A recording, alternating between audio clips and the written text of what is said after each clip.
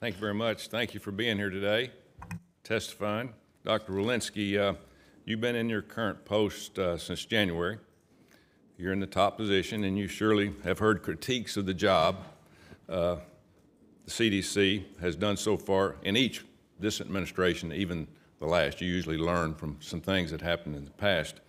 What would you say to those who look to the CDC and say that change is needed, that perhaps the agency needs a bit of restructuring? Thank you for that question. Certainly during what would you do different? What would I do differently? Go ahead.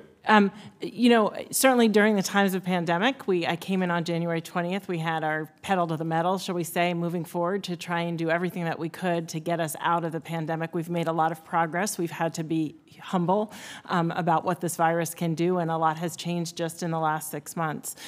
We need a public health infrastructure in this country that allows CDC and our states and local health departments to be prepared for a pandemic. And so in that process of restructuring, we need long-term disease-agnostic funding that isn't like a roller coaster that comes with one pandemic or one infectious disease threat and disappears when that threat is gone. We are going to be dealing with this when God willing, everybody is vaccinated and people are well and the pandemic is largely behind us. We have long COVID. We will have boosters to be thinking about. We will be dealing with mental health issues for a very long time to come, and we need the public health infrastructure to do so. That would be my biggest ask and change.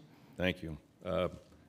Dr. Woodcock, the FDA currently has emergency use authorization for 3 COVID vaccines, but they have not yet received the full FDA seal of approval. What would you say to the vaccine hesitant people who don't feel comfortable taking a vaccine that hasn't been fully FDA approved? Well, first of all, I would say we did not cut any corners in these 30,000 patient trials and these 44,000 patient trials and all the surveillance you've been hearing about of potential rare side effects. So compared to other vaccines they'd be looking at, these have really gotten the full court press as far as evaluation and study, and they've gone through the FDA process and they've gone to the ACIP, the CDC's advisory committee, and it's strongly recommended that people take them. That said, it is public that that one of the companies put a marketing application before us, and we are going to do everything we can to review that in a timely manner. But of course, I can't say anything more about that. What kind of timeline do you think that we'll have full approval? That's the kind of thing I can't talk about. Thank you. Okay. Thank you. Dr. Fauci, we've made this way too political. This has been tough on the American people. We all know that. Everybody's worked hard to try to get through this. Politics has played a huge role in this. We've all watched it from close and afar. But I think people need a unifying message from all of us. Because in my state of Alabama, we don't have everybody taking a vaccine, and we're having outbreaks as we speak. We've had Operation Warp Speed. General Pereira here in a committee hearing, not in this committee, but in other committee, he took a beating, saying how poorly a job he did. And the American people saw that. You know, a lot of people voted for Donald Trump. And a lot of people in the South, a lot of people in my state voted for Donald. And we have to have a unified message. We can't be blaming this or that. We've got to go north with this. We can't go south. We can't go the other direction.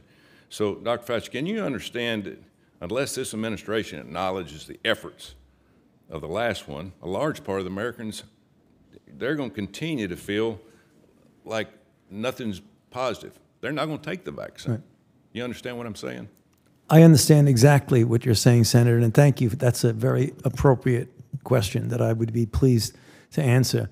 Having been present through the last year, which was the year when COVID began, the last year of the former administration, I can tell you that no doubt that the former administration deserves a considerable amount of credit for the effort that was put into Operation Warp Speed that was able to allow not only the rapid development and testing, but also the implementation of the vaccine. So there's no doubt in my mind, as someone who has been on both sides of the fence to say that's the case.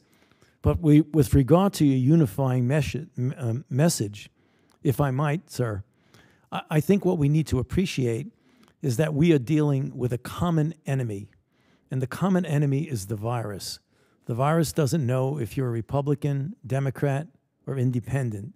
The virus just knows that it makes people ill and it kills people. And we have an extraordinarily efficient tool against that common enemy. And what I would hope the message would be, the unifying message, is let's all pull together and utilize that tool, which is vaccination, to really crush that common enemy. I think we have it within our capability to do it, and I would hope that that would be the message. Positive attitude plus effort equals performance. And if we keep that positive attitude, we can get through this thing.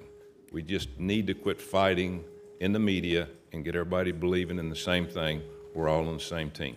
Thank you very much. Thank you. Senator Hickenlooper. Thank you, Madam